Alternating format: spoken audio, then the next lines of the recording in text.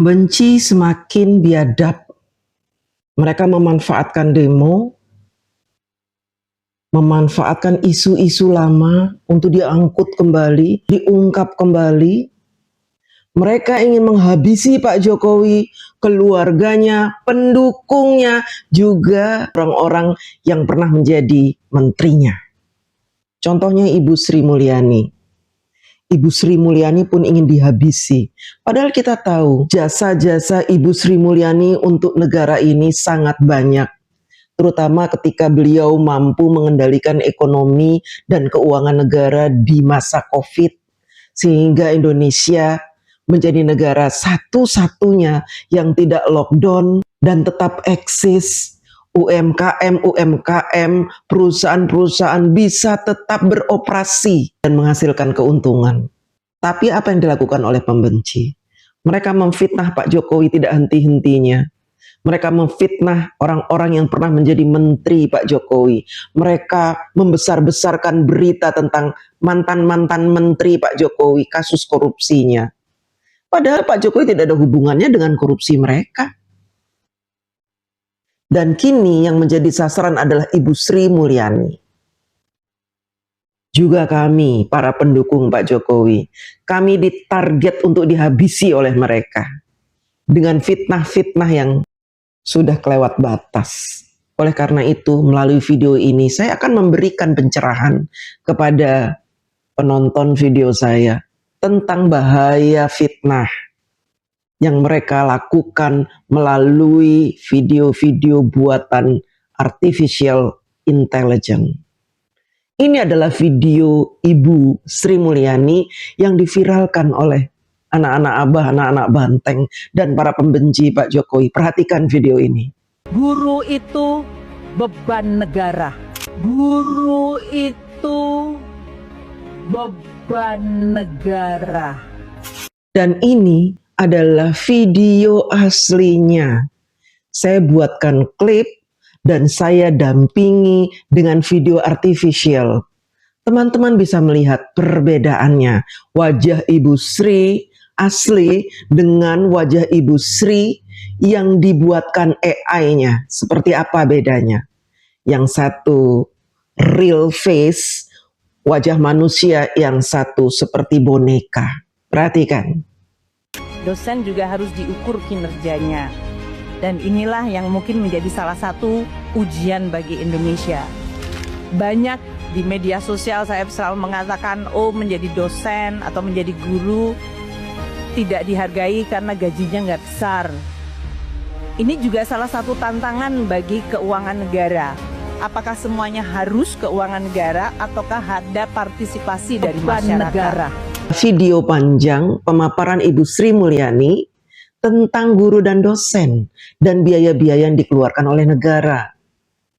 Tentang himbauan-himbauan Ibu Sri Mulyani agar kita semua rakyat Indonesia mendukung guru dan dosen sebagai orang yang berjasa terhadap negeri ini. Dan teman-teman bisa melihat sendiri apa yang dikatakan oleh Ibu Sri Mulyani yang tidak pernah ada kata-kata guru adalah beban negara. Tidak ada kata-kata itu.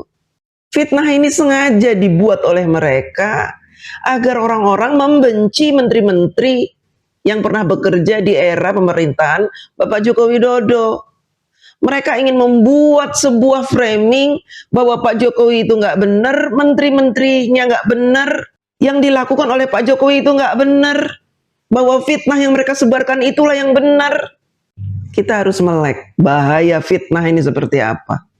Ini bahaya, sampai-sampai rakyat menyerang ke rumah Ibu Sri Mulyani dan melakukan penjarahan demi penjarahan. Dan ini sudah tidak baik, dan ini adalah kriminal. Yang melakukan hal ini tentu akan terdeteksi oleh CCTV. Dan kemudian hari, orang-orang yang menjarah di rumah Ibu Sri Mulyani bisa ditangkap. Jangan kalian mau diadu domba, disuruh untuk melakukan hal-hal biadab, sehingga nanti kalian akan menerima sanksinya. Dan apakah orang-orang yang memprovokatori ini akan membela kalian? Tentu tidak. Mari kita saksikan video realnya. Ini dipakai untuk memperkuat ekosistem dari seluruh pendidikan.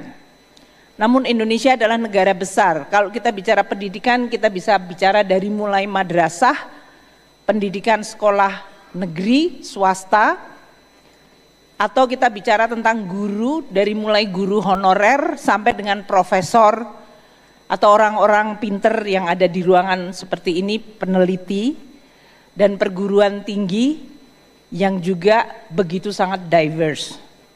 Saya ingat sih beberapa bulan yang lalu ada demo guru tidak dapat tukin, dosen tidak dapat tukin. Tapi saya yakin bukan dosen yang duduk di sini. Karena yang demo itu ternyata dosen tuh ada beberapa jenis dosen. Pak Brian yang biasanya ngurusin penelitian yang hebat-hebat tiba-tiba jadi menteri langsung ngurusin tukin dosen. Tapi itu yang bisa memenangkan Nobel Pak Brian nanti.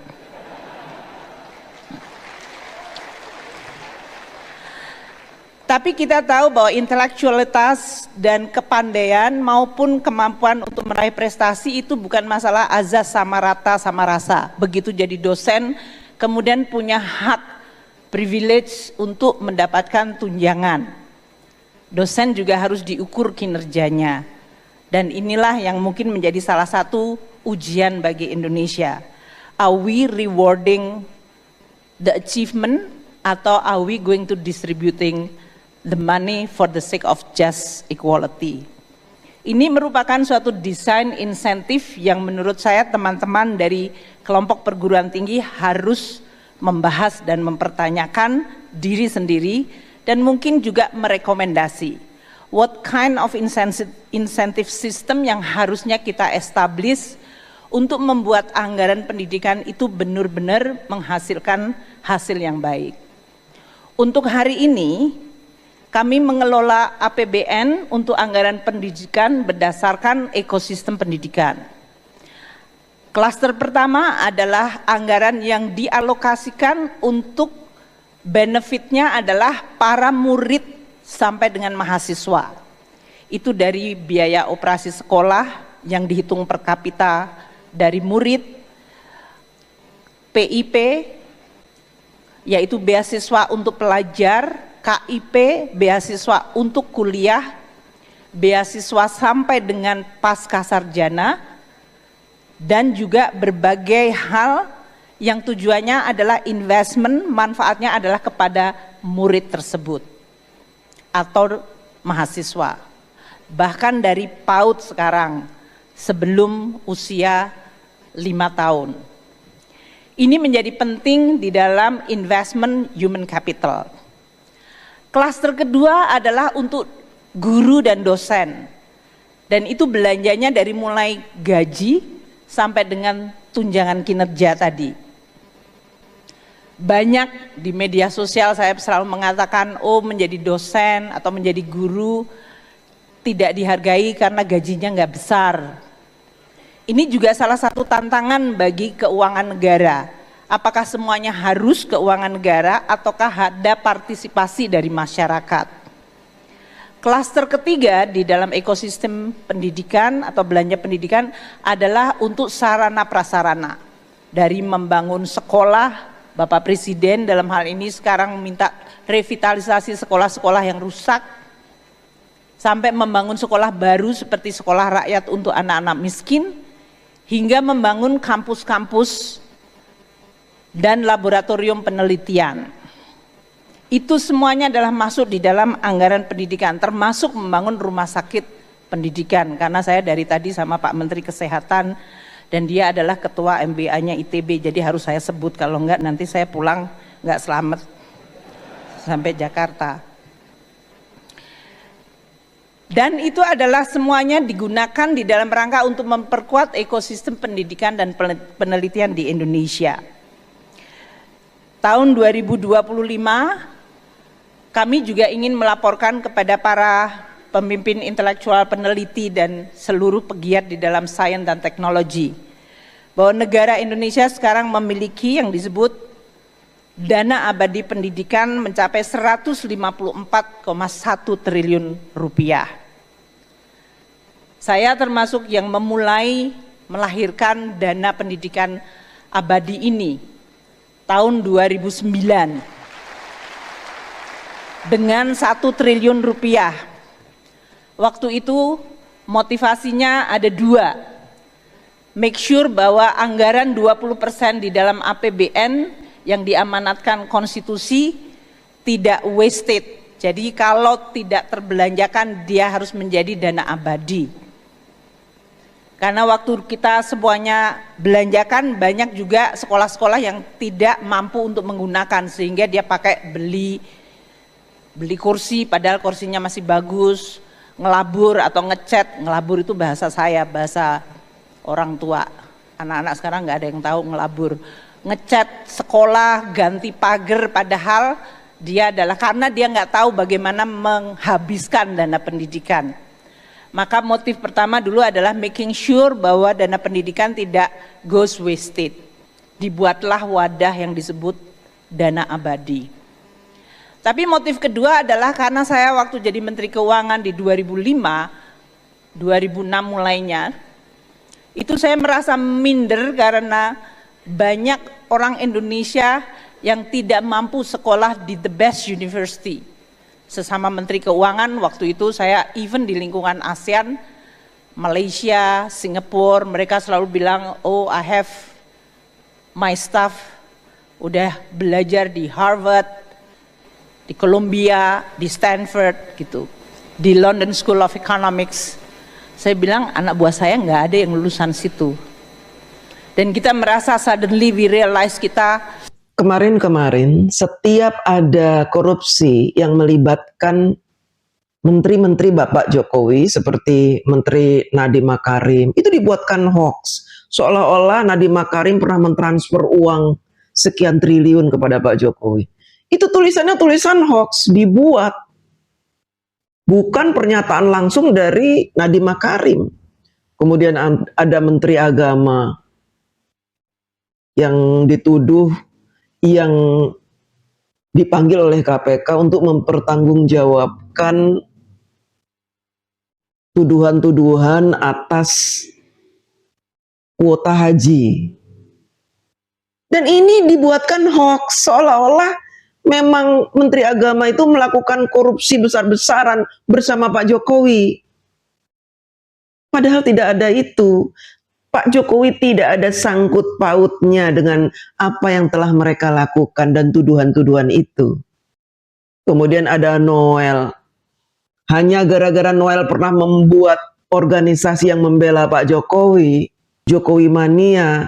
Kemudian Noel melakukan korupsi, lalu dikait-kaitkan dengan Pak Jokowi. Padahal hari ini Noel adalah menterinya Prabowo.